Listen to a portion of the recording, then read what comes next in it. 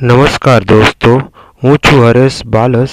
તમે જોઈ રહ્યા છો જૂનાગઢમાં અતિશય ભારે વરસાદને કારણે જૂનાગઢ ગિરનારની સીડી ઉપરથી એવું લાગે છે ગિરનારમાં વાદળું ફાટ્યું હોય એવું લાગે છે. ગિરનારની સીડી ઉપર સાક્ષાત ગંગા મૈયા પધાર્યા છે હોય છે તેવું લાગે છે.